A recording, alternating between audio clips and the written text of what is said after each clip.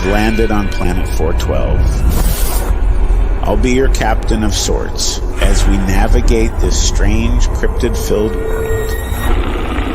Join me on the quest for truth, through the strange, mysterious, and supernatural. This is Planet 412.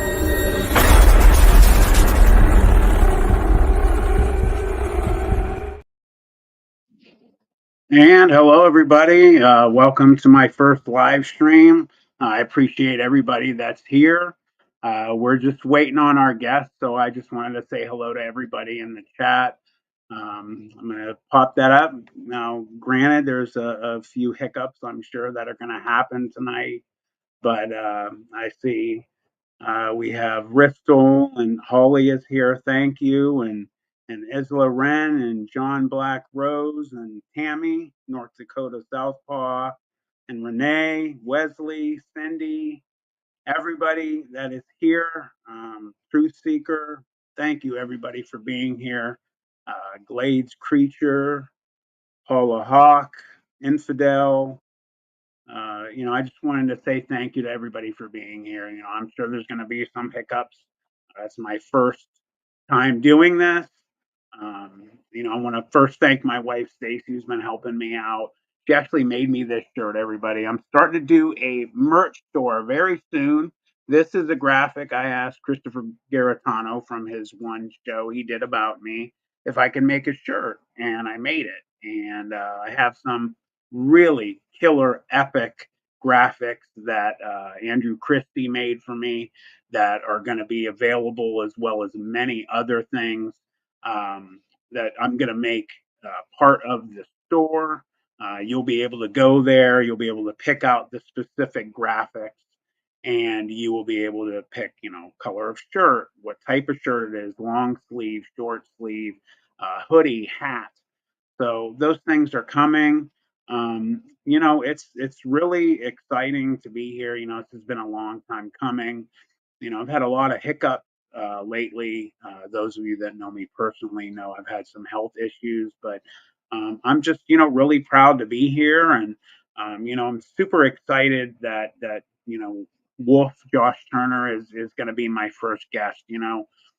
Josh was one of the first shows that I ever did. He gave me one of my first chances to be on YouTube and to tell my experience. And the Turner family have just been absolutely. Oh, you know what? Sorry, Holly. I am looking. You need a wrench. So I'm gonna try and figure out here real quick. I apologize. So, Holly, I hope I can figure out how I can do this as I'm clicking on you. I told you guys I needed a little bit of time to get things figured out here, and I apologize. I'm not real sure at the moment how to add a wrench to Holly. Catherine Gay, thank you so much for doing that, sweetheart. You know what I'm gonna do, since it's my first, and I hope that you guys have, some patience for me. If my blondes can let me know in Messenger how to add a wrench to people, I would greatly appreciate that. I'm trying to figure it out. I do not know how to. So, what we are going to be talking about tonight, guys, is, Josh Turner, Paranormal Roundtable, how he started, um, the things that got him part of this. Hey, DJ Tyler, thank you, brother. Let me get you up here. Thank you for the sticker, brother. And again, everybody, I appreciate your patience. This is 100% new for me, and it's going to get easier, I promise. When Josh pops in here, we're going to start talking about, what's the deal with him and how he got involved with the Supernatural Fair. I know a lot of you guys know his story. but I haven't heard it from the beginning. So I want to hear it all from him. And he's had some issues that he's had to deal with today. So hopefully we'll see him soon. In the meantime, you know what? What I'm going to do is I am actually going to um, get down to the nitty gritty, and I'm going to tell you guys something which a lot of you might not know about, and that is specifically my near death experience. I'm just going to jump into that while we are waiting for Wolf to jump in. So, for those of you that don't know me, and the ups and downs I've had with my health issues, it's been a crazy ride. I've had 29 surgeries lifetime since April of 2022. I've had probably, I think, 13 different surgeries. One of the most important uh, times was I unfortunately lost my right leg below the knee. I had some complications from things. I have lupus, which is an autoimmune disease and causes problems with healing. I had some surgeries that failed.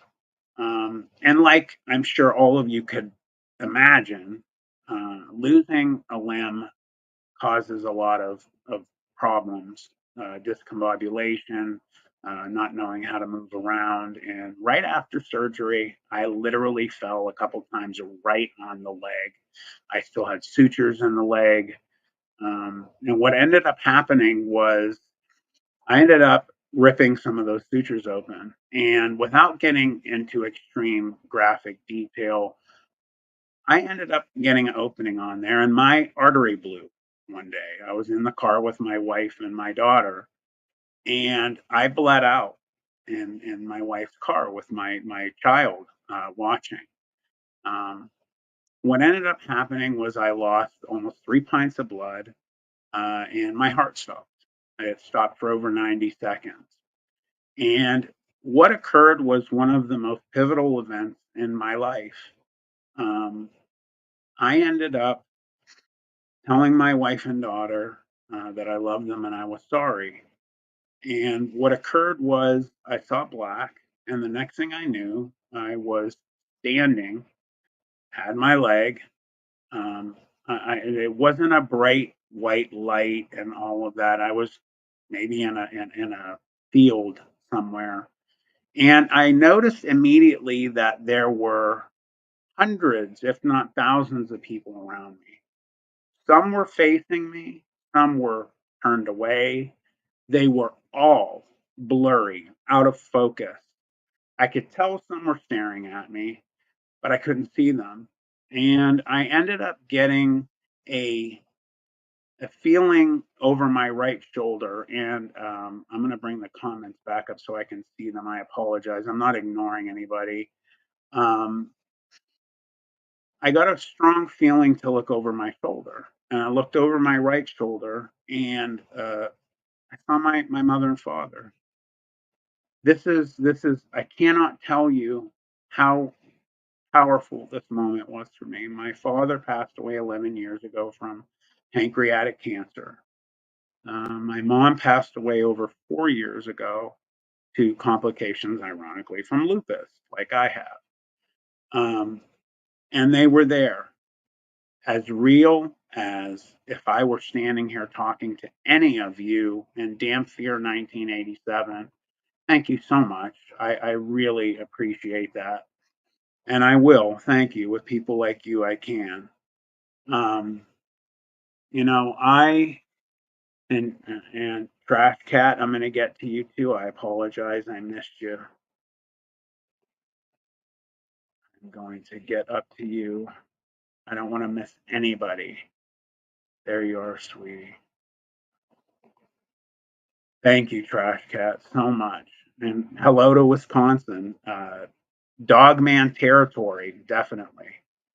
And just to let you all know, it was the most real moment of my life. Just like if my wife is in the room with me right now, helping me. It was like she was here, or my parents were here, and I immediately, like anyone, um, broke down, started crying my eyes out. Um, and hugging my mom and dad, kissing them, and I'm getting a message. Let's see here. I apologize, everybody.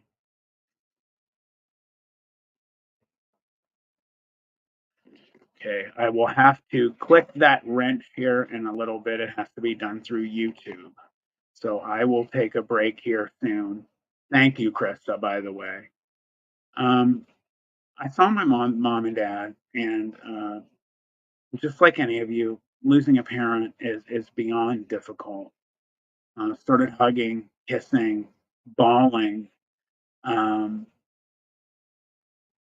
I can't even really put into words how powerful it was. And I'm going to set up something here while I'm talking to you guys. It's really difficult for me to talk about this. I was crying, kissing, hugging. My father never spoke to me. Um, he just smiled at me with the smile he always had. My mom, however, spoke to me, and I kept saying to them, "How is this possible? How am I seeing you? You're gone. You're not here anymore." And she too was crying as well. And Krista, I will get to it. Thank you so much. I appreciate that. Um, my mother said to me that I missed you. You know, my nickname was Sasa when I was a kid. It still is. My siblings call me that. My mom said, you know, I miss you too, Sa. And I just kept, you know, asking her, how is this possible? And of course, I got hit with the normal thing that you hear people say when they have near death experiences. You know, honey, we missed you. We love you. You can't stay here. You have to go. This isn't your time. I wasn't having it. I you know, very, very fortunate. What do you mean? I'm not going anywhere. I haven't seen you in years. You guys are right here. No way I'm not going anywhere. And I can't express to you the extremely strong, powerful feeling that I did not want to leave. I wanted to stay. I feel bad. I wasn't thinking of my family. I was thinking of my parents.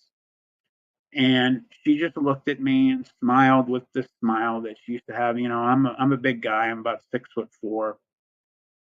My dad was a big man, 6'4" too. He had his arm around me, and my mom was, you know, I'm half Lebanese. She's a little Lebanese lady, and she's maybe 4'9". So you could imagine 4'9" looking up at 6'4", and she had her arms around me and hugged me and looked back up and just said, "Honey, you can't stay here." And she put her right hand to my left cheek and she touched it, and I saw a flash, much like you know, a Polaroid camera flash. And the next thing I knew, I was laying on my back, looking up at the ceiling of the Trumbull Memorial Hospital in Warren, Ohio's operating room, where surgeon Dr. Mashburn was my surgeon's name, who saved my life, was standing over me, and um, I was actually shaking and crying because of my parents. Now, to just let you know how I got to that point, everyone, um, when the artery blew in my leg, I had been at a different hospital for about 5 hours. I sat in emergency. I didn't see a doctor. I called my wife Stacy and said, "Come and get me. I've been here for 5 hours. They forgot about me, an X-ray. I haven't seen anybody. I'm out of here." As soon as I got in the car, it had to have started bleeding immediately, because by the time we got down the road, which was about 3 to 5 minutes, we hit our street, basically a main thoroughfare that we turn on to go off of our street, and we were only maybe 2 minutes from our home, and at the stoplight we heard water running, and my wife and I are looking at each other like, what what is that noise? My wife looked at me and she's like, it's not raining. What is that sound? I looked between my legs, and I don't want to get extremely graphic with you guys, but just like a hose. Let's put it that way. Um, the carpet had already been filled with blood, so it had been bleeding the entire time we were driving. I had no idea. I didn't feel it. I didn't know. I had no idea. And of course, we flipped out. I grabbed my leg and I mean, all over the car, all over my wife. They pulled into a gas station and mass hysteria ensued, which I'm sure you could imagine. Um, People from the gas station came out and noticed the craziness and were trying to help. They were calling paramedics. A doctor was driving by, just so happened to be driving by, and something told him, I think I better stop. Something doesn't look right. A gentleman who worked at the gas station just so happened to be an ex combat medic and was trying to make a fashioned, uh, what's the word I'm looking for? I just went by tourniquet. Thank you, Stacy. A tourniquet on my leg. Basically, what he did is take one of those things you have in a truck, the wrench with the fabric, and would ratchet it down. He had one of those. He was trying to get it around my leg to stop the bleeding. It slowed. It wasn't going too well. I lost consciousness a few times. In fact, my wife Stacy cracked me really hard one time. And I lost consciousness, and I remember somebody hitting me really hard, and I opened my eyes, and they were there, and just when the paramedics got there, which they probably took 5-6 minutes to get there, I really truly felt my life slipping away. I looked at my wife and daughter, as I said before. I said, "I'm sorry, I love you," and I put my head down and I lost consciousness. During that time, um, they had gotten me to the hospital. Um, I don't really recall, but my wife had gotten to the hospital. They had told her, "You need to say goodbye to him. You probably won't see him again."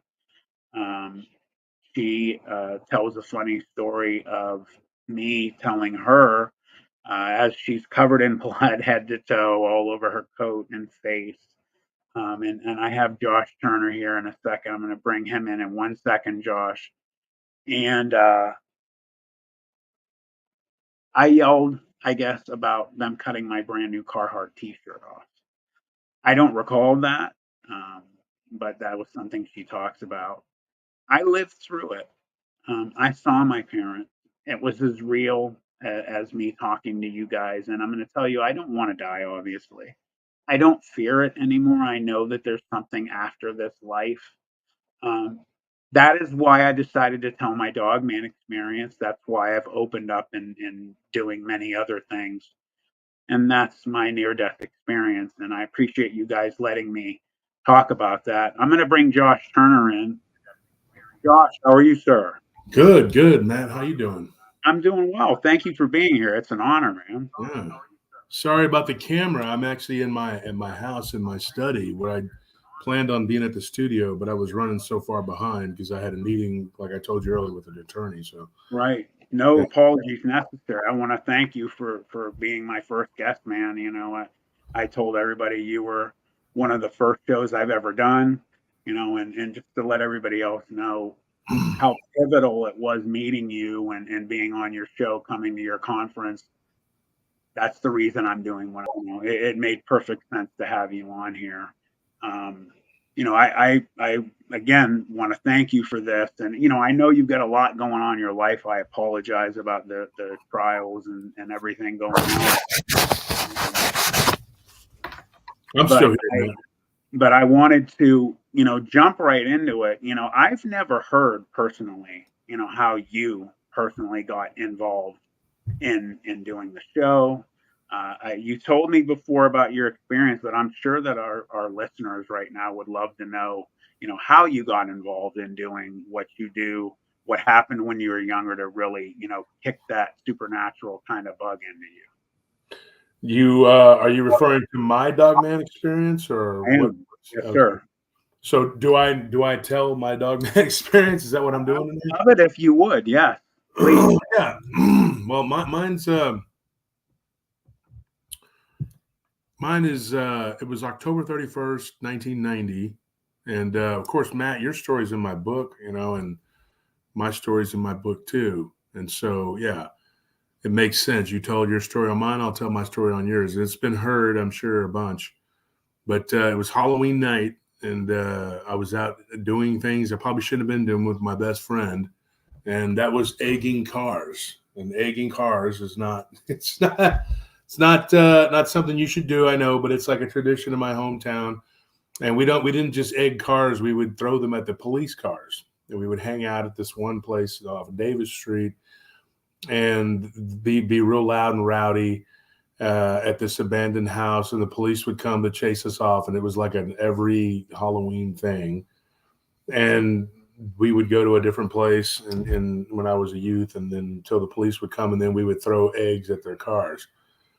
So that's what we were doing, and there was probably like 30, 40 of us hooligan kids out there, teenagers, and so we ended up getting back home late. My mother had given me a curfew. She said, it's Halloween night. You need to be home by 11 o'clock, which is a pretty good curfew for a 15-year-old. But she said you needed to be in the house, in bed, no exceptions, by 11. Well, I get back to my friend's house around 11 o'clock, and his mother, who I consider to be like a second mother to me, or spiritual mother, Martha Robles, she says, "Hey, your mom called. She's very upset." So I called her back, and my mom told me she had some choice words for me. And she, at that time, she was not necessarily a nice person. And she basically told me, she's like, you're going to see the devil tonight. And I can't remember exactly. She said, you're going to see the devil, or I hope you see the devil. Either way. She said it really quick, and she was just like, she hung up on me, told me to get home. So she wasn't going to give me a ride. My friend's mother couldn't give me a ride because she was a bad diabetic, and she was not able to drive at that time. She was having like a bit of an episode, and his dad was there with her. And so I said, it's no big deal. I mean, I live,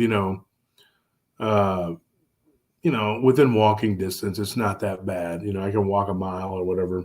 You have to take some turns and whatever, but it's not that bad. And so we decided, my friend Daniel Henderson, whose house was about 2-3 blocks up the road, him and his brother would work on bikes. And so I said, Henderson, we called him Henderson because his name was Daniel too, as my friend's name was Daniel. And I said, Henderson's always got bikes out there by his house. And it was pretty cool. There were 2 houses. There was a really big one that his family lived in, and then there was a smaller one that Henderson lived in. And it was a little one bedroom house next to the bigger house. And all of us kids thought it was so cool that he had his own little house. He didn't live in the main house. He had his own bathroom and everything. And it was really because him and his stepdad did not get along at all. And so he was one of us hooligans, right? And he had gone home a little earlier to make his curfew so he could check in with his parents and say, hey, I'm going to bed, whatever. So I end up telling my friend, hey, just walk me to Henderson's and I'll get a bike and I'll just ride it the rest of the way and I'll just take it back to him tomorrow. And he's like, all right. So we went to the convenience store, Circle K. Now, this is in town, and we started walking up the hill, and I was complaining about how mean my mom was, whatever. But like I said, that's a pretty liberal curfew. It should have been probably 10 o'clock or something, 15, going on 16, whatever. You still should be in bed by 10 o'clock, for school, whatever. So I get up to the corner, and we see this thing sitting in a ditch. And my friend has told this story too, and it's never changed. He told my wife at my nephew Polito's graduation, and told her he told Anthony, he told my wife, everybody that was there. And my wife's the first time she'd ever heard it from him. And so our stories corroborate. I mean, it's really interesting, like how I ended up not knowing everything about the encounter, because I had never gone back until 2019 and talked to his siblings to get the full story of what happened with them, because this thing did follow us back to the house. But anyway, we'll get to that in a second. There was this thing sitting in a ditch in the corner, like at the end of the next block. And I looked and I was like, what is that? And my friend was like, I don't know. It looks like a German Shepherd and our friend that lived down at the end of the street, they had a black dog. And we thought maybe it was her. And so we thought, no, it's not her. Now, living in a small town, and if a dog comes at you or something, what do? You have to pick up a rock and maybe throw it. It'll go away or something, sometimes, it depends on the animal. But I went down to pick up a rock, and then he put his hand in front of me, and he's like, nah, dude, that's not a dog. I looked, he looked, well, I don't know what that is. And then he said, maybe it's a wolf. And then when it turned its head and looked towards us, we see what looks like the paws or whatever kind of come up, and it's facing us at this point. And then it kind of looked straight ahead again, and then stood straight up, and then ran across the road on two legs. At that point, everything that I had ever believed, that I had thought, this can't possibly be, was real. I knew it was real. And so that set me off on this path. I think because growing up, in two different cultures, and my mother's culture being, Hispanic, they believe in La Llorona, and they believe in La Chusa, they believe in, all these cucuy, these monstros, I grew up with the stories of manos peludos, which is like the hairy hand, these hands that were, would attack you. And I mean, it was all these different stories, and I never believed in any of it. The chupacabra, whatever. I was just like, it's mentiras, man. It's all lies, just stories to scare kids that they tell us so you'll go to bed. Don't get up and wander around the house at night because, you're playing. Holidays, me and my cousins, we'd all stay in the same, room, and they'd close us the door and say, go to bed, so that they could stay up and play dominoes, whatever they were doing. And they would say that there was a fantasma in the hallway, which is like a ghost, So that scares everybody. And I thought, by that age, I was in my mid-teens. I was like, I don't believe any of this crap. It's just a bunch of crap. They just say these things so that you'll behave. And my great aunt was one of the worst about telling me scary stories to get me to behave. And we had to go to the mission down in San Juan in South Texas every year.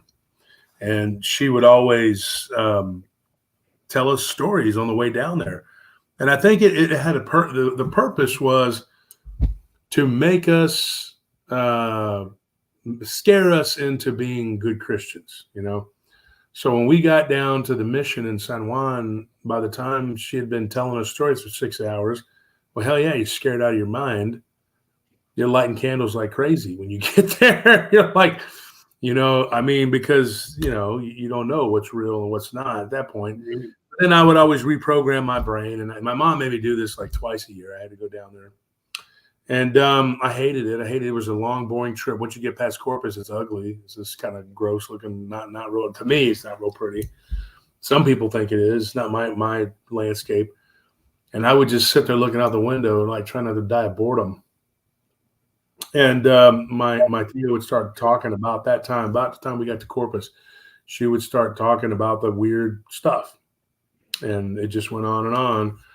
The story of the hairy hands, which was scary. There was this story of this headless. She told us a story of this headless ghost that would ride around. Some versions of it, it's a conquistador that was beheaded by the Comanches. And another version of it, he was a Confederate soldier that was killed by the Yankees when they came down and burned everything.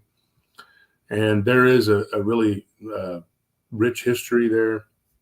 So she told us all these stories. The Lechuza story was pretty scary. She had an encounter with the Lechuza when she was younger. But one of the stories that intrigued me was the Cadejo. And that is the black dog. That is the story of this black dog, that something happened when she was younger. And I can get into that in a minute. But yeah, and so I didn't really believe those stories. But it's kind of like being, if you're agnostic, which I am not, but if you are, it's like you don't say that God doesn't exist, but they don't believe that God does, but they're not going to take chances, I guess. It's not like being an atheist. So for me, it was never a question of that, but it was like, I don't believe all this stuff's running around doing stuff. I just didn't believe it. I did have peers that had said at different times that they had, and that we would exchange stories of the older generation telling them, the boomers telling them, because you and I are from Gen X, so our parents, the boomers, they would tell stories of weird stuff that happened to them, weird stuff happened to their grandparents. And so I thought, that's just stories. Those are just legends. There's no truth to it. So I wasn't afraid, but at the same time, I always kind of thought in the back of my mind, what if? Well, I guess that day it became real. It was no longer what if. And after that, it was like everything, So anyway, my friend leaves me. He's apologized many times for that, but there was a burn mark on the side of my neck, but he had yanked my shirt to try to get me to go. And he was like, you weren't moving. And he goes, we just saw a freaking werewolf. And it wasn't a guy in a costume. It was like 7.5, 8 foot tall, whatever. And he's like, dude, you stood there frozen. And I remember looking down, and I had a Dr. Pepper in a Circle K cup. And it was the ice, and the drink was on the ground. I was looking at it. I didn't have a lot of clothes back then. I wasn't very well off. And so I had like 3 pairs of jeans, and I thought, man, look at the bottom of my pants. It's like the thought that just kind of goes through your mind. Why that would even matter at the moment, I don't know. And I still don't think I had fully processed what I had just seen. So then I started to walk on wobbly legs going back toward the house. And this thing comes up to the fence. There was a big, giant fence from the neighbors because they were drug dealers. It was not a good neighborhood. And they had been told by the city, because they had a bunch of pit bulls chained up. And now you wouldn't see that more than likely in a larger town, but in a smaller town, the regulations were a lot different, especially in 1990. A bunch of pit bulls there. And they had them all chained up in the front yard. And so the city made them put this big, tall fence up. And now, them being drug dealers, they could afford it. So they did it. And eventually they got raided and taken down. Thank God. But they were a menace. And so I was walking by the fence, and this thing comes up to the fence. And I see it. I see it very clearly. It's like right there. I mean, it's just, it wasn't close enough to touch me, but it was, it was right there. I could see it. And I was like, the one thing I remember the most about that was I saw the hands, the weird looking hands, but I saw one of the toes. And on the toes, there were like these claws, and it almost looked like raptor claws, because of the way that it put its toe up into one of the holes in the chain link fence. It kind of wrapped it around to push itself up. And I'll never forget that. And then my friend's dad comes out, who's still to this day, he's like a dad to me. He raised me for part of my life. I lived with him for a while after this incident. And he came outside, and he was like, ven pa acá, ándale.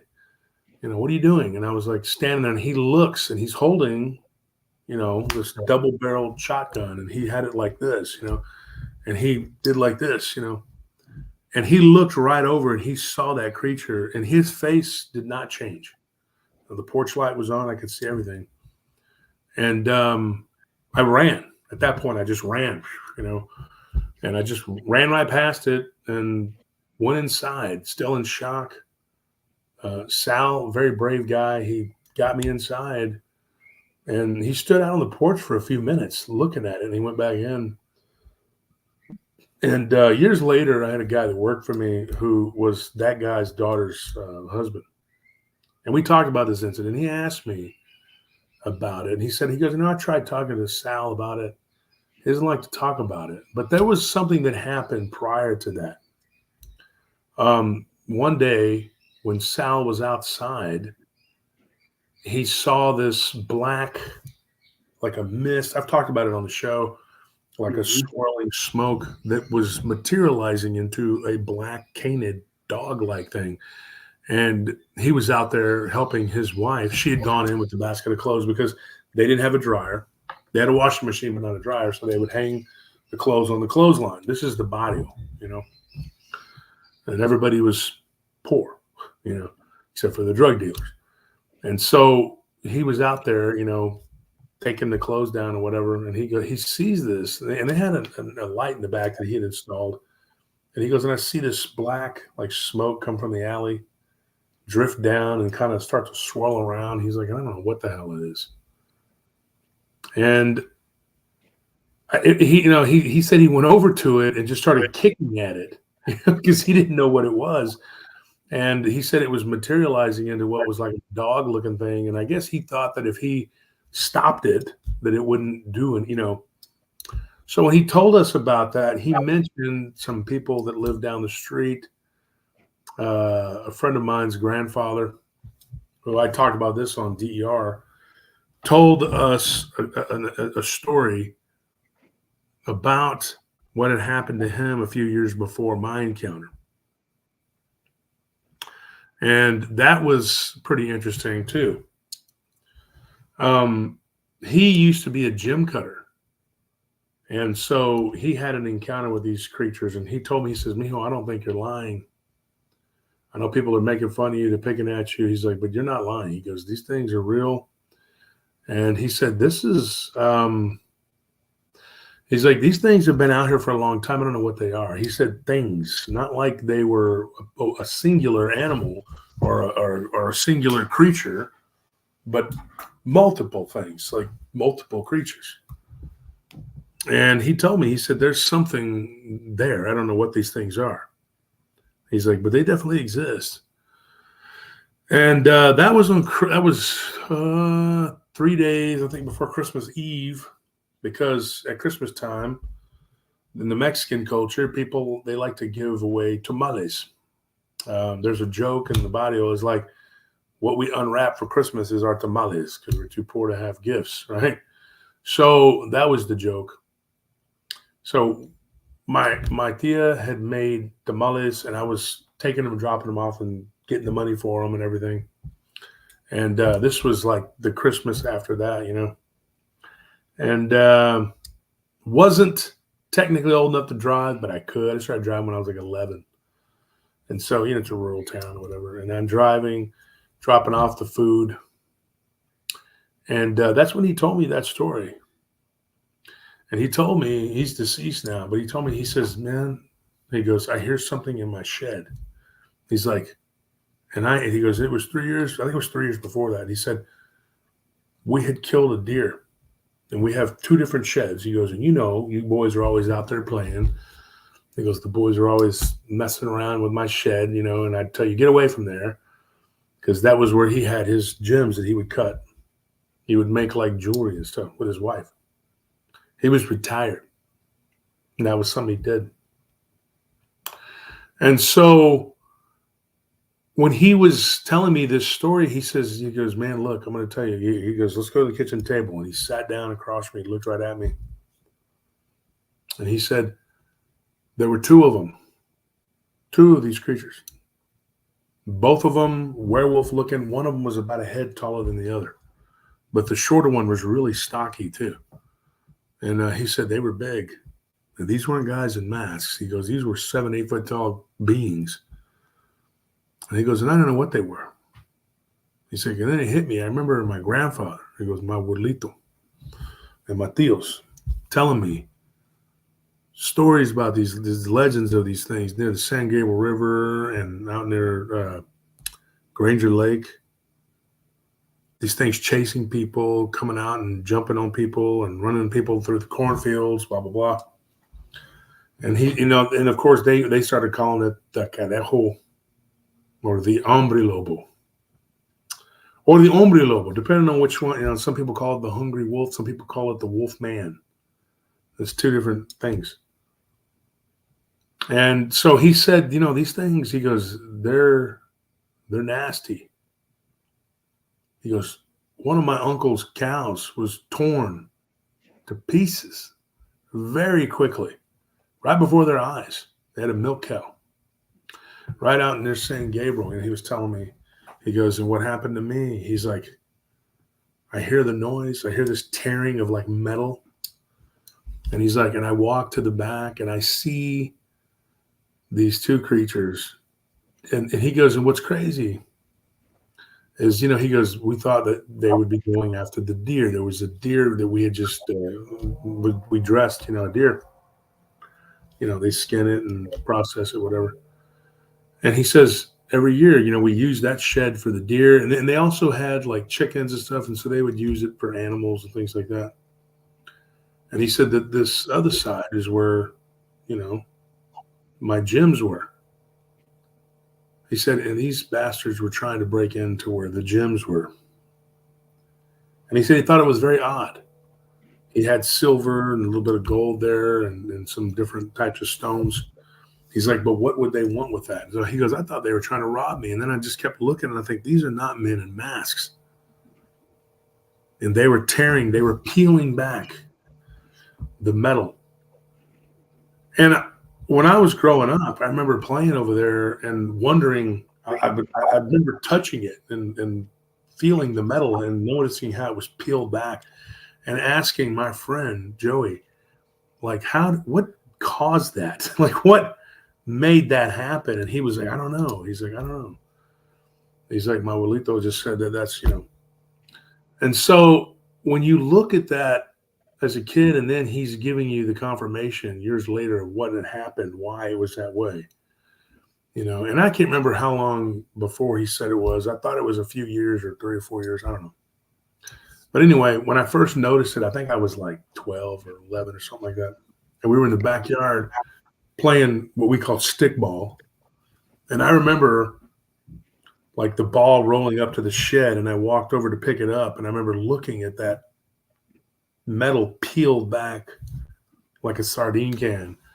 And I thought, what the hell? And the time that before that we had been back there, just like maybe a couple months, it wasn't there. So that's when I asked him. So years later, 3 or 4 years, whatever, he tells me, he's like, that's what happened. And I'd always wondered about that. And the back door paneling and everything was different. It was unpainted. And so he said, how the back door back there looks different? It's not white like the rest of it. I said, yeah. And he said, these things, they turned. When I went in the back and I told them, hey, stop. They turned and they looked at me. They looked at each other. Immediately, one of them gets down on all fours and runs toward me. He's like, so I slammed the door and it came through the door partway. He goes, and I opened up on this thing with a shotgun with a 12 gauge. And I hit it 2 or 3 times. I reloaded and just thing, went off, took off. Then another one, the second one came in and tried to put its arm through it. He goes, in its face. And, I thought about that too. It must not have hurt the first one because the second one wasn't afraid. So he opened up on that. But he goes, by that point, the door was like opening and it was all blown to hell. And he goes, and I'm laying there on the floor. Now, you can imagine like what was going through his head. I mean, he's hopefully chased him off. If not, he's a dead man. And then, his son and his wife, everybody came in there and they grabbed him and they pushed like a couch up against the door for what good it would do. Hopefully, to keep the door closed, whatever. And do what, Matt? Oh, your sound is off. I think your sound was off. Sorry, buddy. The screen had changed shape there for a second. I apologize. I didn't want to interrupt you, but you had touched on something that is, very important to me. The situation with the black wisp coming off the back of the dog man that your cousin noticed. I apologize that I'm backtracking on it, but it's just something that just grabs me because about what happened to me when I was 14. What I saw when that thing left the building, when it basically turned into that amorphous shadow and left the building. Did you ever think about specifically about like what that, reaction is, what that could possibly be? Obviously, something supernatural going on. Obviously, not a natural, animal right there. Did you No. ever give any thought to that part? Well, of course. Yeah, and I was going to get back to that. And a couple things I'm going to go back to. One is my great aunt's encounter with the Cadejo when she was young. And it involves magic, like black magic, evil. And so in 2019, in December 2019, I was dropping off the food, which is something I do for my company every year. We do like a food drive. We've been doing it for over a dozen years.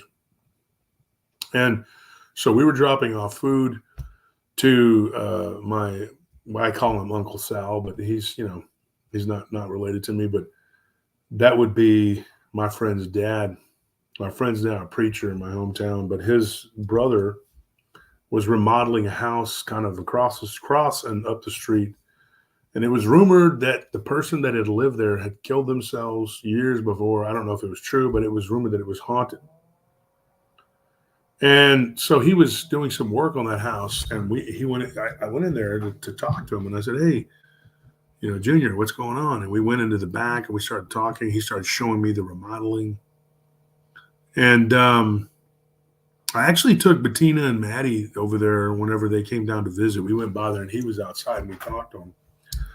And he's had a weird encounter too with what he thinks are UFOs. And it was him and another friend of ours years later, which is another weird story. But we started talking, and he told me and Anthony that day in December 2019, right before Christmas, he said, "This house is supposedly haunted." He goes, I asked him if he heard anything or seen anything, and I told him I had a show, and I had just been doing a show for about 8 months. And he said, yeah, he goes, I've had a couple weird things happen here. He goes, I heard my name called. And this is right down the street from where this encounter happened. And you got to excuse me, my voice is, it's trying to go out. And he said, this thing, whatever it is in this house, he's like, it's sentient. He's like, he goes, one day I turned my music on and it turned off, which was, disturbing to say the least. And then he told us, he's like, you remember that thing we saw? He just brought it up. He goes, remember that thing we saw back in 1990? I said, yeah. I said, yeah, I do. And he's like, yeah, it was crazy. He goes, you ever told him? And he was referring to my nephew. And I said, yeah, I've told him. And he's like, and I was like, what do you think it was? And he's like, I don't know, man. I don't know. A werewolf? He goes, I don't know. He's like, I know that when it was walking by the kitchen window, he's like, I saw this like black vapor coming off the back of its neck, which made me think it was demonic. And when he told me that, I was like, well, wait a minute. Like this 29 years later. And he had never told me that part. And I was like, wait a minute, I was like, why are you just now telling me that? And he goes, well, you never asked. And he was right. I never really went back and I never really asked each and every family member that saw that from their perspective what it was. I talked to his mother once. She told my brother and a few of my friends that went over there, and she told the story. She's like, I'm just going to tell it once. And then Daniel told the story on the night that we buried his mother to his sons and his nephews and everybody that was there. They listened. And he says, I'm going to tell you once, tell you what happened. And that was the night we buried his mother, like we were from her funeral. So I guess I had never really asked Junior what he saw in his perspective. And when that night he said that, I said, man, I always thought it was something physical. And he said, well, it might have been. It was, it looked physical. He goes, but it had this weird black something coming off the back of its neck, which would tie into what Big Sal, his dad, had said that he had seen in the back behind the house, the swirling black, whatever it was. That would make sense. And then, of course, you have the haunted house right there, and then further down, you have the Moody Mansion. Now, the Moody Mansion, that was the mansion that Governor Moody once lived in when he was growing up. He became the governor of Texas. We even have a building downtown called the Moody Bank Building, and it's reputedly haunted. But that house, the Moody Mansion, I remember one time when we were kids, we were probably, I think it was the summer prior to me seeing The Dog Man, if that's what it was. And we were walking by and we were joking. And my friend Juan, he says, man, wouldn't it be a trip if the light in that house, if the lights just came on right now? And my friend Kendall, who's an African-American guy, he was like, nah, dog, don't be talking about that stuff. He goes, I'll be the first one out here. I'll run all y'all. And me and him played ball together, and he would always try to say he was faster than me. I don't think he was faster than me, but anyway, I digress. Good friend of mine, Kendall Welsh, good dude. And he was walking with us, and he was from a neighboring small town. And we played Little League together, and that's how we ended up becoming friends or whatever. And so he would come in the summertime and hang out with us, running around being hooligans like we were. Predominantly that neighborhood there was a Mexican neighborhood, the right next to was a black neighborhood. And, well, I was probably the only white kid there. I was pretty much in that whole area, but I'm half Mexican. And so right when he says that, and Kendall's like, he's like, you think I'm kidding? As soon as he says, you think I'm kidding, the light comes on in the upstairs bedroom, and we're looking up at it. And it's got like a historical marker, everything. It's there's a society that takes care of it and looks after it and all that, keeps it whatever. And so no sooner had he said that than the light came on. And dude, true to his word, he took off running like, I'm not joking. He did the 40-yard like Willie Gault. And I was running right behind him. And we were like, then we started kind of racing. So later on, we were playing Pony Colt League. It was Pony. I remember that summer, and he said, I think it was Babe Ruth, one of those. And he said, I heard you had a problem with some kind of demon or something.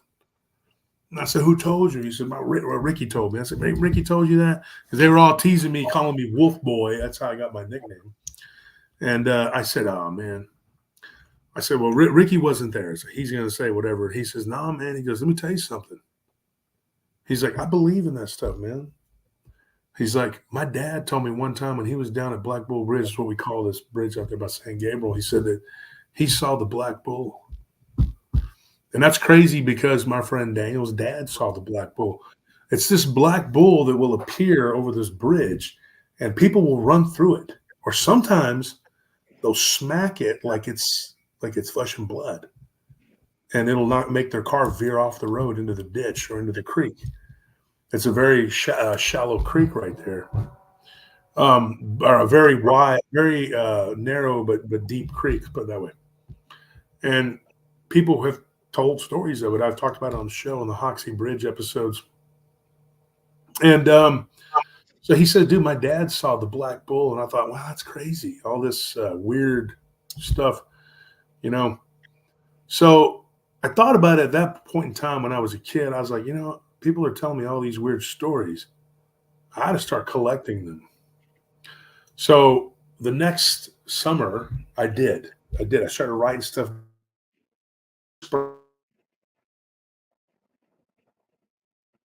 Lost Josh there for 1 second. I'm sure he'll be right back.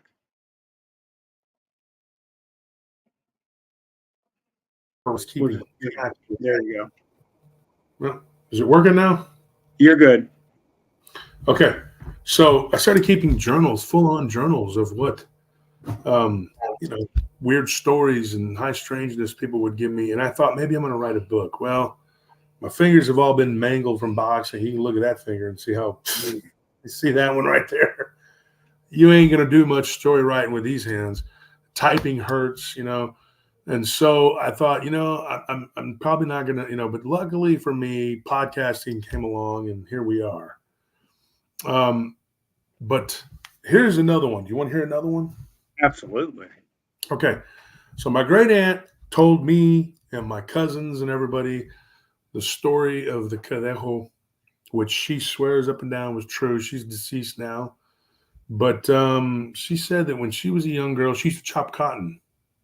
Most of the Mexicans in my hometown chopped cotton. Them and the African Americans, that was just the way you made a living.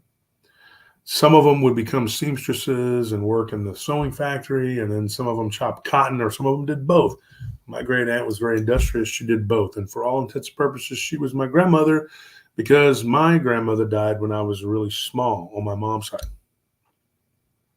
She was diabetic, double amputee, didn't survive this one of her surgeries, and then that's it. Hey, Sibylla, good person right there. Ristal, Catherine, everybody, Holly, good people. Okay, good people in your chat. But so what ended up happening, she's like, the Cadejo is real. No mentiras. And I was like, nice. Bull crap, man. I didn't believe this crap. And I'm like, yeah, okay, here we go with this, bull crap again, whatever. So she tells me and my cousins one day, we were all sitting around. It was like 4th of July, and we were all like hot and, sweating, killing mosquitoes the size of dogs, and trying to watch the fireworks. And my great aunt, she's like, I'm going to tell you a story. Now, we knew that when she told the story, even though you may not believe it, it was pretty riveting. So I said, okay, I'm going to listen. Didn't mean I was going to believe it, but this is what she said. She said when she was 9 years old, she was working out in the field, chopping cotton. And she said that there was a guy who had got on the wrong side of his esposa, his wife, because he was cheating. And she was very celosa, as we say in Spanish, is jealous. And she was going to get even with him. So what she did, she went to a bruja. That's a practitioner of magic. Bruja, that's all black magic. It's bad stuff. So what she did, she goes to this bruja and tells her she wants him to pay for what he did, cheating on her. Not only did he cheat on her, but he got this other woman pregnant and then was talking about leaving her. So she was very upset, very distraught. And he was abusive on top of it. So some would say maybe he had it coming. But what happened to this guy was that when he went to go get water, the water jug that they kept the jugs on was on the back of a truck on the tailgate. And it was like about 100 yards away. My tia said it was like about like a football field's length. You could see it. And, but yeah, he goes over there to get water. There's a tree line right there, and they hear this howling noise. And they see this black dog, big, shaggy, kind of like a wolf, but not really. And she said it looked like something between a man, a wolf, and a dog. That's what she said. And it came running out of the tree line. And it jumped on this guy.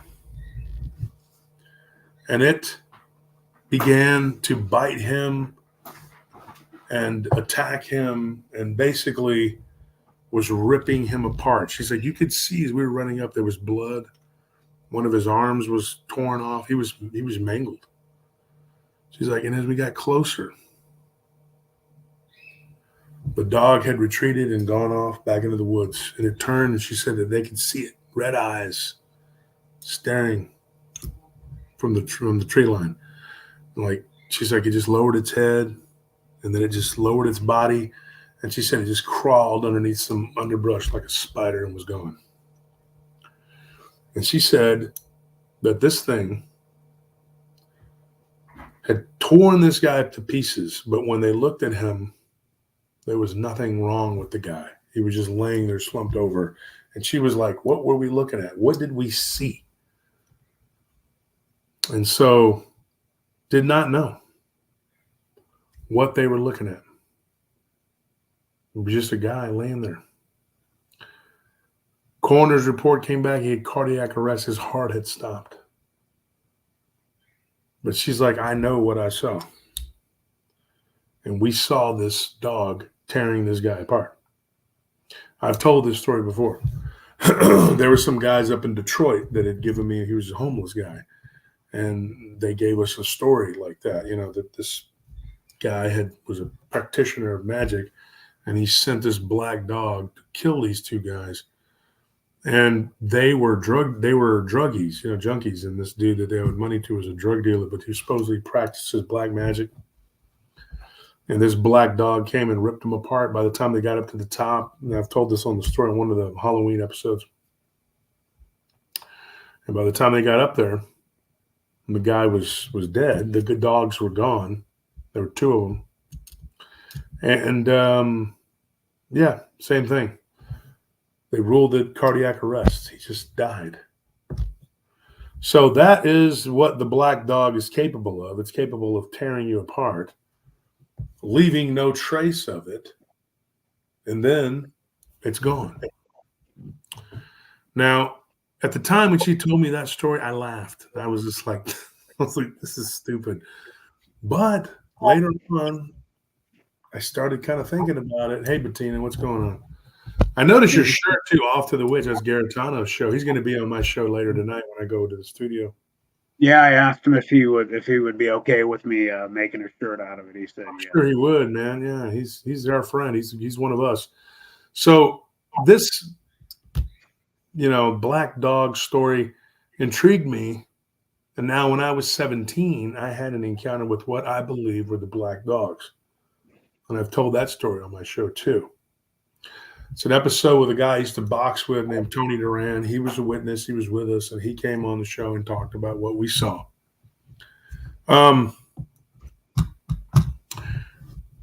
Distinctly different. I really think that what I saw and the black dog may be related, but they're two different things. And people would argue that they're two different kinds of creatures, or you could say they're two different kinds of demons. I had Josh Cutchins on last night. I tend to believe that there are something like when he talks about the wood knocks with Bigfoot. Let me get some water.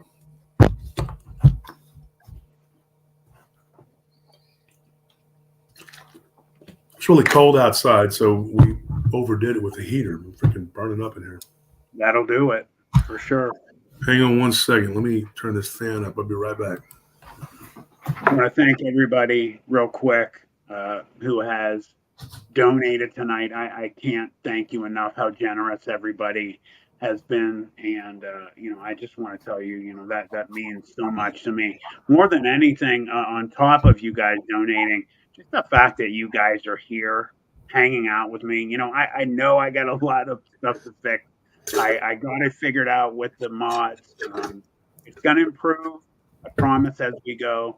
There's going to be hiccups, but thank you for sticking around and hanging for the up and down first episode. And how about Josh Turner, guys? I mean, you know, some of you probably have heard his stories before, but I haven't heard a lot of these before, so I'm riveted right now. He's doing an incredible job, and obviously he does an incredible job with PRT. You know, Paranormal Roundtable is just so amazing. And please, guys, I really mean this.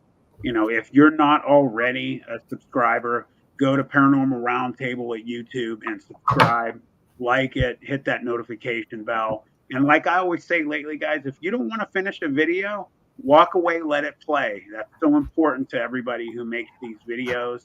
You know, if you can handle letting that ad play, if you don't have premium, let it. It helps the people that you're supporting on the channel. And then also, you know, if you don't want to deal with it, do what I do. You know, get the premium. It still helps the creators. You know, and it really is huge to us. Renee, thank you very much. Renee also, now I hope I'm pronouncing it right, Dubeck, if it's Dubeck or Dubé, she also joined as a member tonight. So thank you everybody again. Josh, please. And I apologize for interrupting earlier. No, you didn't at all. No. I just want to do my part here. I'm helping out here. Thank you. And I have some questions for you down the road here. Larry Fisher, thank you so much. Josh Turner, thank you, brother. All of you guys, I can't thank you enough. I told you you could do this, Matt. We talked about this, and you wanted to do it. And I said, look, it's a lot of work, but it's rewarding if you know, and you did the right thing. You did what you were supposed to do. You know, you made the rounds and you told your story. And somebody actually, a mutual friend of ours, well, you know who he is Shade Viking. And Shade had messaged me yesterday and said that he saw you on your interview. And when you told it, he's like, he believed that there was truth there. When you didn't look away, you didn't shift side to side, you didn't do any of that. You were, now having met you in person and you were at the conference and we had time to sit and talk, I find you to be an honest guy and you seem very truthful to me. And of course, the way you helped Martin Groves up to his room was really, that touched me because I didn't know anything was going on. And you left the after party to go and help him, and you have one leg. I know people with two good legs who wouldn't help anybody to do anything because they're just that way. I appreciate you saying that. You know, it just was the right thing to do.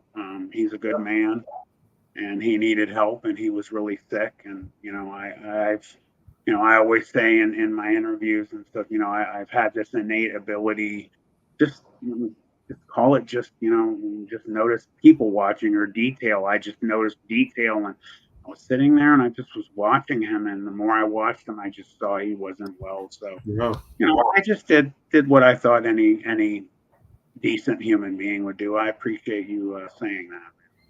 And you got 8.7 thousand subscribers. That's good. Thank you haven't been around that long, and you got them too. And I know you didn't buy those. So no.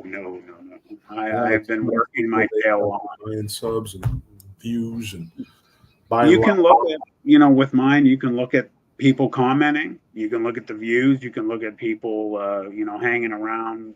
You know, there's no point in me doing something like that. Yeah, you don't have to do that.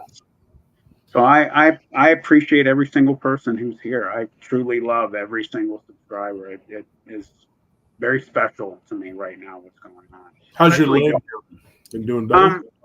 It is. The infection is basically gone. Unfortunately, you know, I had this second surgery because I wasn't listening, and I wore that prosthetic too soon, and they took the sutures out just about 2 weeks ago, and it's open again, and I didn't do anything. You know, the lupus has really caused havoc with my healing. So basically, long story short, they're ordering. It's called a wound vac. It basically goes over the wound, and it causes you know, extreme healing. Rye Voss, thank you very much, brother. So generous, man, and what a great job Rye's doing at Codega's Codex of Curiosities. He's doing an amazing job. Thank you, Rye, man. That's incredible. All of you, thank you.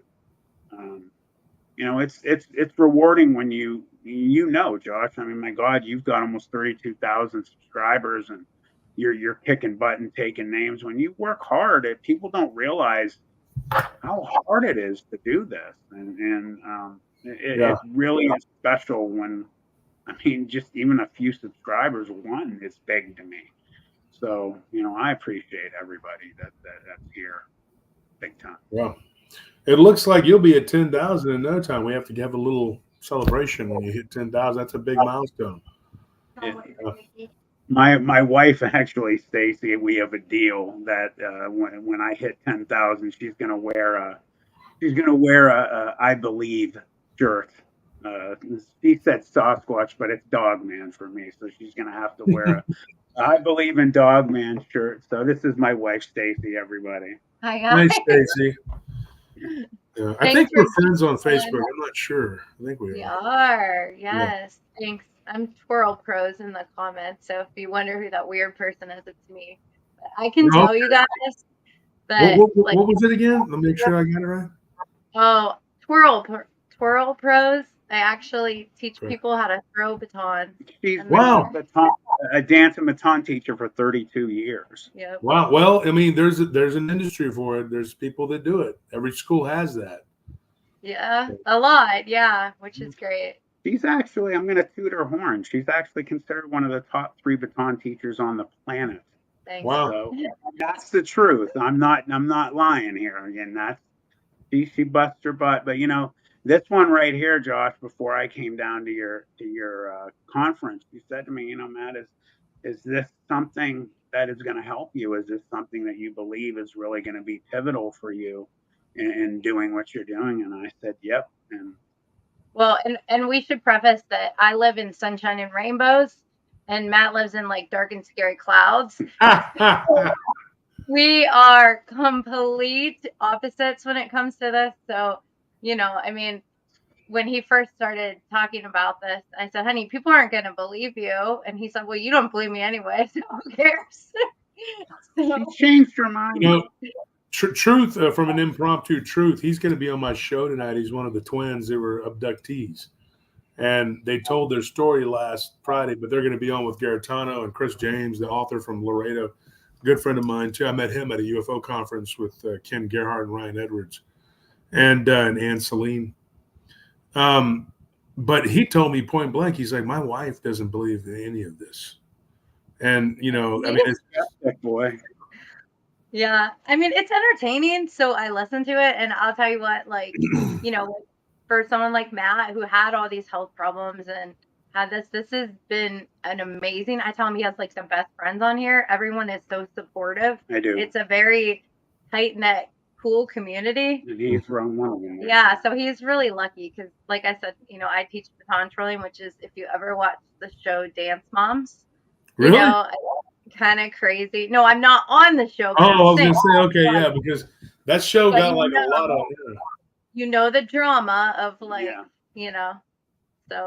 so this has been refreshing. So anyway, I'll let you guys back. It's so nice to meet everybody. Have a great night. It's nice meeting you too, Stacy. Nice meeting you too. Nellie and Stacy would actually get along really well. I know that. You got to bring her to the next conference. You got to both come down. I would love to. My daughter would get a kick out of that. Maybe I can convince them to come down. Yeah, it'd be cool, man. It's gonna be in either San Marcos, New Braunfels area. The author Albert Rosales, he's somebody you need to get on too. He's written the humanoid books. I mean, bunches and bunches of encounters, and he cataloged them all. And it took him years, and he did decade by decade. And he was telling me the other day, he's a Cuban, and he lives in Florida. But he was saying, he's like, yeah, my wife, she don't believe in any of this stuff. She don't want nothing to do with it, man. And then another guy who's a friend of mine, he's all into this, and he's an author, and his wife's really cool, but she's just like, it's because I think it scares her. I think that with her, it scares her. So she's like, I don't want to. Yeah. She doesn't want it. She said, I'll let you deal with that. She said, do me a favor, don't bring it home.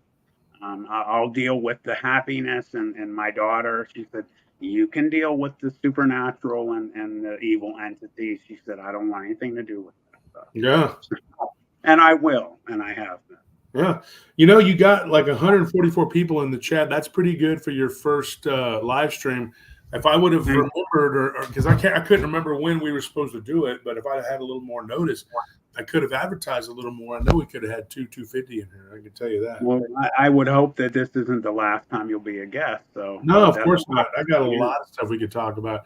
You know me, I could talk about any of these subjects for days.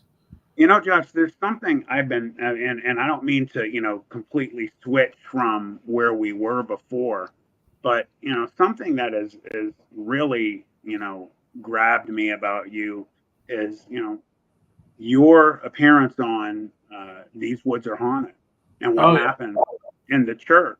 Could you anybody, just real quick, give us a real quick rundown on what happened with that event and sure. What you thought was going down? Yeah, I came up with the idea. Let me see this so I can see the comments here. But I came up with the idea that there are people who are experiencers. Now, I know if you're just into the UFO phenomena, aliens, whatever, or if you're just into the ghost or just into Dogman or Bigfoot, whatever, those communities kind of tend to be their own entities, and they don't really want to believe. We were talking about this last night with Josh Cutchins, who's written the book, The Bigfoot Phenomena, Where the Footprints End, and also The Ecology of Souls. He's a very good author, and he is best friends with a mutual friend of ours, Josh Nanokio. And Matt, you know who that is. That's the guy from What Lurks Beneath. So, we were talking about this, and it is something that gets me. And by the way, if you haven't read those books, really good. I haven't read Ecology of Souls, but I've read the other ones. Really good book. I'm actually writing them down, actually, as you said that. Yeah, in fact, he's sending me a shipment of autograph books. Matt, let me know, and I'll send you a copy of the autograph book. Love it. Thank you. Yeah, Cutchin's a good guy. I'm going to be meeting him at the LBL in April. You ought to head out there too with us to go become part of the Brotherhood of the Wolf, as Barton calls it. Barton invited me down. He said, when you get your health under control, you know how he talks. His brother, you get down here and you part of it. I would love to time it. The legend in this field, man. It's amazing that people will attack him. That's something else, man. Human beings I've ever known. I'll be honest with you. Yeah, in fact, it's ridiculous what's been going on, man. It's been ridiculous. The hate that we've gotten since the conference has been unbelievable. But 10 times as much love. There's been a lot more love. There's haters, jealous haters who they're going to be the way they're going to be. We're not going to mention their names, but they're doing what they do, making fun of us, saying whatever, making up every evil thing they could possibly come up with. But it doesn't change the fact that our channels are growing.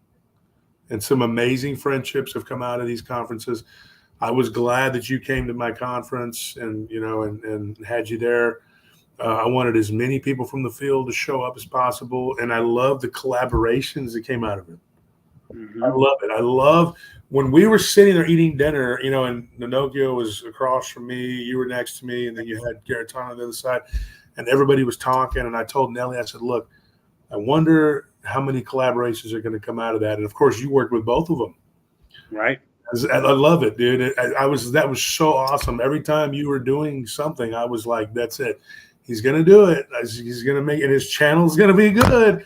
And I was rooting for you, man. I was rooting for you. Thank you. Always. I couldn't have done it without, I really mean it. And anybody watching, this is not, a brown nosing one. This is 100%.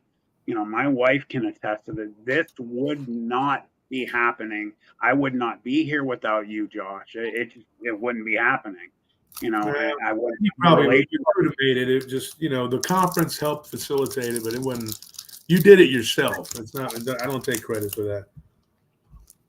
Yeah, you have been a great friend, Josh. I really want to thank you for that. You have been amazing, and Nanokio has been incredible to me, and Garatano has been such a wealth of information and a good person. But the relationship that I have gotten with you and your family specifically has, as far as I'm concerned, is lifelong. As long as I'm alive, I will always feel that you guys are 100% a part of the Emsh clan and vice versa.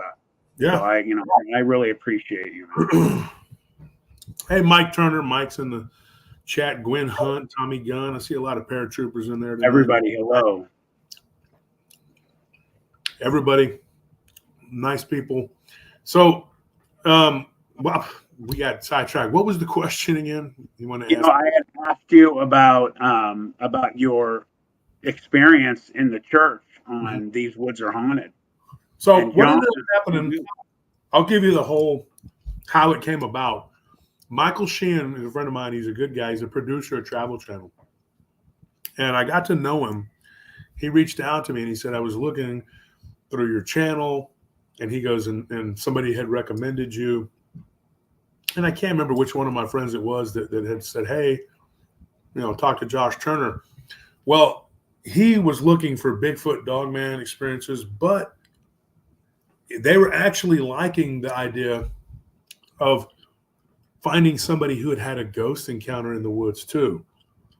Now, I haven't had a Dogman encounter in the woods, but I did have a ghost encounter in the woods. And I came up with the idea that there are people who are experiencers.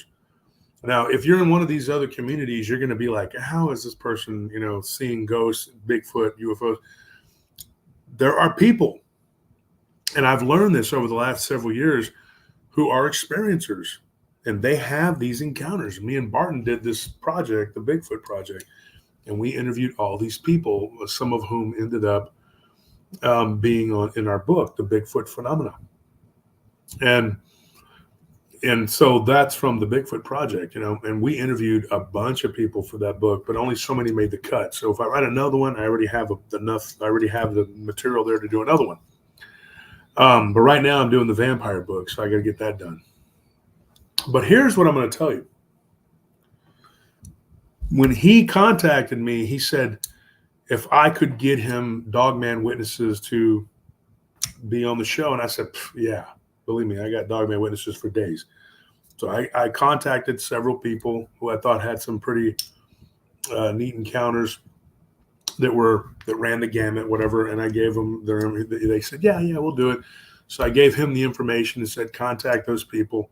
So some of those witnesses, I think actually most of them were mine, well, not mine, but my contacts that I had given Michael. And Michael's like, Josh, he's from Wales. He says, me and Roger, and that's the directors, are really interested in your story with the Church of the Forgotten. It's in the woods and blah, blah, blah. And I told him point blank, I said, I don't like telling that story. Why not? I said, because when I do something weird happens. And I don't like it, That story, though, I don't think it had anything to do with being an experiencer. Because before I worked that night, there were 5 other people who had worked that site and had something happen. Now, if you're interested, you can go to my show, Paranormal Roundtable, and look up the Church of the Forgotten, which was named that by Anthony, and you will hear the encounter. And I think Scorpio's on there talking. He's one of my friends who's on there. I think he was on there telling his story. I think he did. I'm not sure. I'm pretty sure he told his story on there. What it ended up, well, I don't want to give it away because then y'all can go and just listen to it. And they did a little more abbreviated version of it, and but we had already been talking to them about doing that show. Because I think at the time that Sheehan had messaged me, I hadn't released it yet. So he got to listen to it. I think we sent it to him, or I don't remember how it went down, and then we released it. So I let people know that there was going to be a TV version coming out, and that there would be a little more information that you're not going to get from the podcast. And then the podcast would have information you wouldn't get from the TV show. So people would be willing to go and watch both, and it would help Mike and it would help me. So we decided to tell him the story. Here's the weird thing. I was working at one of my clients at the time. It was Top Golf, and there was a really big building.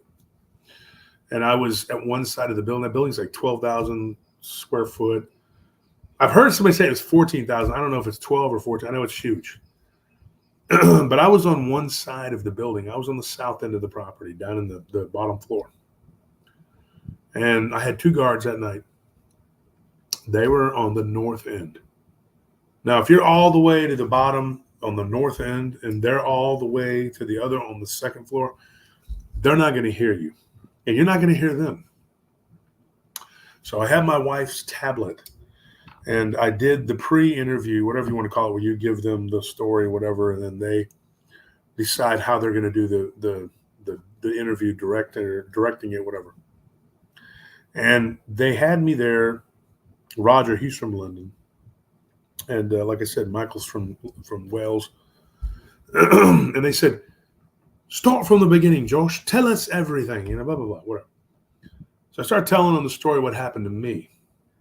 And there's a part where I'm in the bathroom and I come out into the main church. It was a church. It was an old Spanish mission church. And something happened at that point. Well, while I'm talking to these guys, you hear a 3, right? 3 things, 3 times.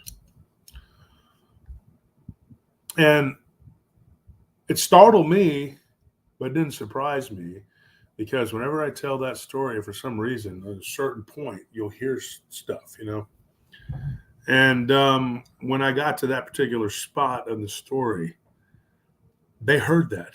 And of course, they're overseas interviewing me.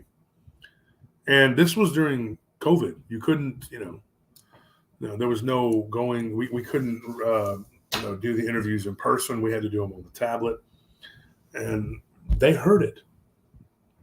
And Roger, he takes off his glasses. He's like, "What was that?" Just like that. And then Michael was like, "What was that?" And I told them both. I said, "I don't know. But for some reason, whenever I talk about this, something happens." And so we ended up going to the studio like a week later. I think it was like a week exactly. And they were there on these screens, and the camera crew was there, and there was a girl there from Australia. Very nice lady. And, they put a little bit of makeup on you. I looked terrible on that. I just looked awful on that show. But anyway, I'm sitting there and I'm talking into the camera and I'm giving them the story, same exact spot in the story. And now this noise, this banging noise, comes from nowhere. Like you can't pinpoint where it's coming from. Just like I couldn't do it at Top Golf. I don't know where the hell it was. I was in the room by myself. I don't know what that was. The guards were upstairs, and all the way to the north end. And there's these guys that go around and they pick up all the golf balls. So you had a guy that was out on the field picking up the golf balls. And I could see him. He was way, way like on the far east end. 2 guards upstairs on the other side, and they were doing their checks of the stairwells and stuff. It was about midnight, I think, my time. And it was early in the morning for them. Or I think it was like 1 o'clock for me. And so whenever that part of the story came up while we were recording, you hear this loud bang, bang, bang 3 times. Once again. And the makeup girl screamed because she saw something, I don't know, down the hallway or something, grabs her bag of stuff, and she's like, "I'm out of here." And so Scorpion had already done his interview, and him and Anthony walked her out. And I'm with the 3 camera people and whatever, the lighting guy. And they were kind of spooked too. They were just like, "What the hell? What was that?" And I told them, I said, "Well, when I did the pre-interview, I was sitting at Top Golf. I was one of my security assignments. And I was there with the guards, and so when we did the interview, whatever, I just decided to just pull out the tablet and do it right there." And so, yeah, it was really freaky. And so when they got outside, Scorpion asked the lady, he said, "What did you see that spooked you?" And she was like, "I don't know. I saw this black shadow or something down the hallway." And Scorpion's like, "Yeah, that's what I saw too." And I don't know, man. I don't know. So that's a weird story. I suggest, to get the story to go and just check out the show, listen to that episode, and go to These Woods Are Haunted. I did want to do the story, and Michael had actually said, "Come on and do it. I think it'd be really good, and you tell it well, just come on and tell it." So I said, "All right." So I agreed to. And at first I left the studio because when I got to the studio, they said, "Well, you can't have a shirt with any symbols on it, And I had a Reebok shirt on. It's a dress shirt, but it had a little Reebok symbol. And they said, "You can't have that." And I said, "Well, then I'm going home. I'm not coming back. Find somebody else." I was aggravated. Michael was calling me, and I didn't want. And then I felt bad. I was like, I don't want to put him on the, leave him hanging, put him on the spot. So I turned around. I went back because Anthony and Nellie told me, "Hey, get your butt back up there and fulfill your obligation." And so I did. but I didn't want to tell the story. That's why I'm not going to get into details on this show, because it's something that really, something weird always happens. I'm just like, yeah, I don't want to, whatever. So that's the story behind that. We went through 6 guards, if you include me, and then my business partner who ended up having to do it afterwards. So altogether, there were 7 of us. Yeah. So it was horrifying. Ernie Davio, a friend of mine, and he did your show. He did mine. One of the things that he always talks about is he doesn't do paranormal. He doesn't do ghosts. He doesn't like to do that because I have plans in the future to go to some places. In fact, there's something I want to talk to you about in the near future and see if you wanted to go somewhere with me in the near future. But he makes me laugh. I'm not with the ghost. I'm not going there. I don't want to bring anything home. Did you ever feel like something possibly had followed you home from there? No, no. It's just whenever I would talk about it, it seemed like something would happen. There would be like some weird activity or something, but it was only during one particular spot. I don't know. I don't know. Did you finish the job there, or did you guys leave? No. And we only found out about the history of the place because the guy, Al, that was running it, later on, we did a security job when they were remodeling a middle school band hall. And his wife had died of cancer. And so he told me and Anthony and my brother, we were working there, and he said, dude, and because Al, and we had worked with Al at another project at a building downtown near the Capitol here in Austin. And he said, he goes, dude, that place was haunted. We had some weird, so people would see like this demonic black cat, which they think that would come from the Capitol too. Because people had seen it like running across the road, going toward that building. And so when I worked there was a guard that told me that he had seen this demonic black cat. He was a guy from Pakistan who was a devout Muslim. And he was like, there's a jinn in there, my friend, blah, blah, blah. And so that was one of the stories that I wrote down in my journal from him. And like, I thought about telling that story tomorrow night on the show because, we're talking about it tonight, but it's funny because I was thinking about talking about that with the political climate and everything going on, Right. All these weird demonic entities people see in these capitals, The thing with the cat too, though, not to interrupt you, I didn't want to lose this thought. You go all the way back to World War II, and there are stories in Germany and France about a devil kind of spectral black cat with red eyes. That there's one story where I think it was a U.S. Army soldier was attacked by a black cat with red eyes, and they found out that there had been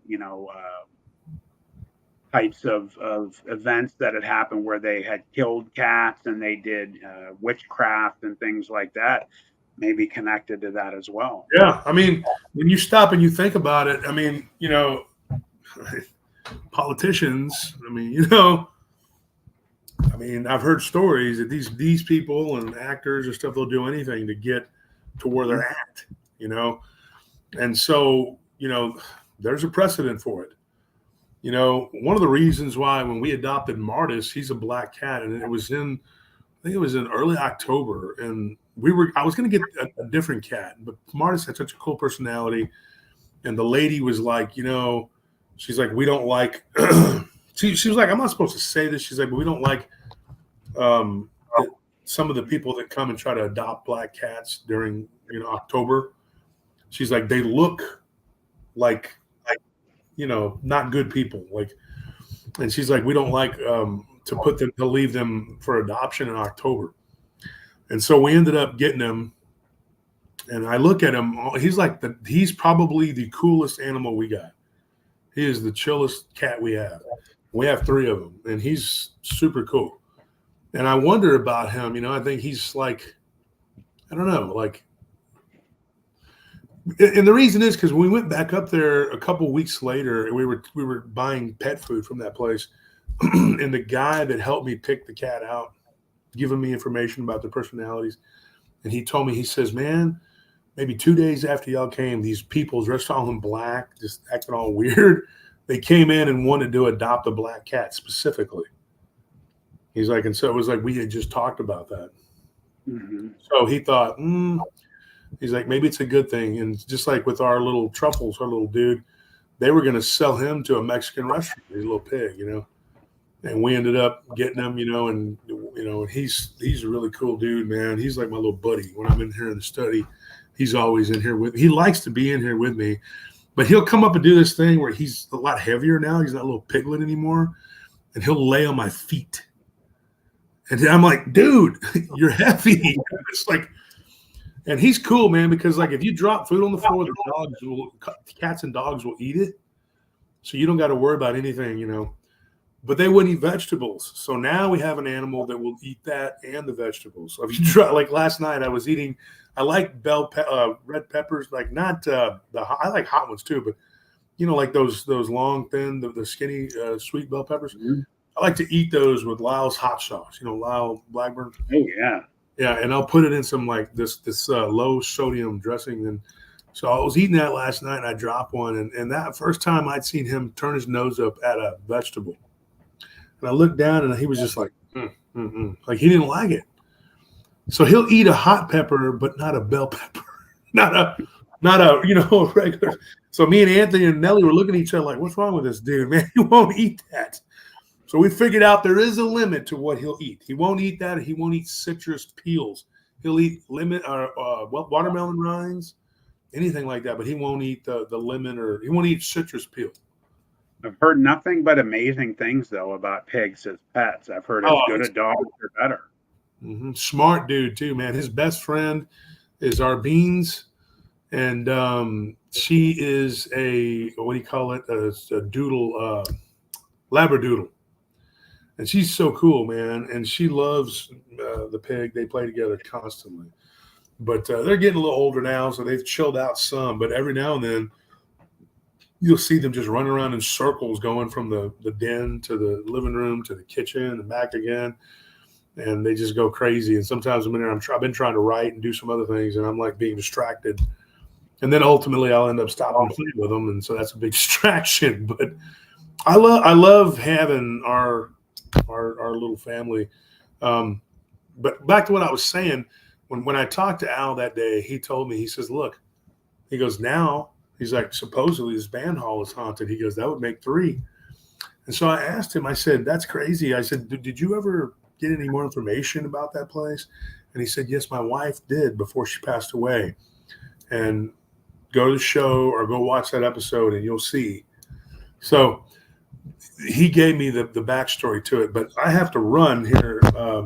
I'm supposed to be getting on my show. I got Garitano. Yeah, thank you. I before you leave, I just wanted to, ask you real quick if you could let everybody know you're as you said, you're writing, so you have a new book coming out. If you could let everyone know about the new book and what's coming up for you and PRT. Sure. Of course, we got the conference coming up, which I hope you'll be at, which is going to be sometime in early fall, late spring, or late summer. Ken Gerhardt's putting that all together for me. Good guy. Can't say enough about Ken. Great guy. All of the people that were at the conference, there were over 20-something speakers at the conference. Good people. Everybody was really good. That's what's so funny about these guys that are raising hell, talking all this trash. They were like, he was begging us to come to his conference. And I'm like, that's very cringeworthy, because I was talking, well, I shouldn't even say his name, but I was talking to a mutual friend of ours, and he was laughing. He was like, really? Because the other 20 speakers just weren't cutting it. I mean, you had people that were filmmakers and book authors and big time podcasters. Yeah, it was a big lineup. And so why would I be begging those people? And it was like, it was so ridiculous. I was just laughing. I was like, some of these things they do, it's just bad comedy, man. It's just, but so come over to the show, folks. Whenever you're done with Matt, we're going to get it started, and we're going to have some people come on and talk about the alien abduction phenomena. Matt, I would like to invite you, if you're not doing anything, next Friday at 8:30 to come on and jump on with us. We're going to have Rob Yox on. maybe a couple other people. And if you want to come on and talk and be a part of that, Love it. Thank you. Yeah, you'd be Absolutely. more than welcome, and it'd be a good way to get more exposure for your channel. The Thank UAP you. thing is cool. I was actually writing a book about this stuff with Nick Redfern, and then Nick's father got really ill, and so now I have part of a book. And then I was doing the MK Ultra book, and I have part of that now because I have to shelve it until I can get the witnesses lined up. But the vampire book is coming along. That should be out in a couple more months. And then after that, I have another book planned and another. I'm just going to keep writing. The show is going good. Everything's doing good with the show. We are on now 6 days a week. We're on Tuesday at 7 for an hour. It's just the pre-record. Wednesday for an hour pre-record, and then I'm on Thursday with Blondes and Booze, and then I'm on Friday, my show, which is we do an interview like when you came on, you did it, but you also were on we recorded with you too. And then we have the Saturday show, which is the UAP thing going all the way through till the end of March. And then Sunday is our show tomorrow night where we retell people's encounters. So we'll be doing that tomorrow night. I have a really intriguing shadow dogman story. And speaking of which, we have a demonic cat story. So we'll be talking about all that tomorrow night on the show, folks. Check us out tonight. We're going to talk about Garitano, the MK Ultra, the Montauk projects, and what the shadow government was doing, taking people and turning them over to the aliens. So we're going to be talking about that tonight. And he is a mutual friend of mine and Matt's, as you can see his shirt right there he's wearing. And then I thought I'd wear this one because there's a lot of people who say Stranger Things. Actually, they copied the Montauk Chronicles and they turned it into an actual show. But this is called Stronger Things. the barbell. Love it. Yeah. I love it. But yeah. So, folks, thank you for tuning in and listening to me, and Matt for having me on. Sorry I got in a little bit late, but like I said, I had to meet with my lawyers. No problem. Thank you. Yeah, I appreciate it. As always, and we'll all definitely shoot on over to you. I can't thank you enough for being here, brother, and I look forward to collaborating with you in the future, bro. For sure. Yeah. Thank you. Okay, and if you guys want to hear Matt's encounter in my book, Werewolves and the Dogman Phenomenon, check it out. Thank you, Josh. Thank you. Good night. Thank Josh Turner for coming on over and being the guest tonight for my first live stream ever. You know, we had some hiccups here and there, but you know, it's been going pretty well. You know, I also want to tell everybody, you know, some things that are going on with the channel. You know, I have different formats that are going on. Obviously, I have the interview format, which has been the stronger one right now at the moment. I started out with my regular format, which is where I have a subject, be it dogmen or Bigfoot or whatnot, and I narrate and I have video and pictures of whatever the subject may be. There's going to be a lot more of that coming up. On top of that, we're going to be doing live streams much more frequently. I'm going to try and do for sure one a week. You know, I promise you it will obviously get more streamlined as we go. And, you know, yeah, I did want to shout out Eric Basora, Youngstown connection here. Everybody is super, you know, appreciative to me. You know, I appreciate you guys being here, but it's nice to see somebody from the Yo here. So Eric, awesome that you're here. I love that.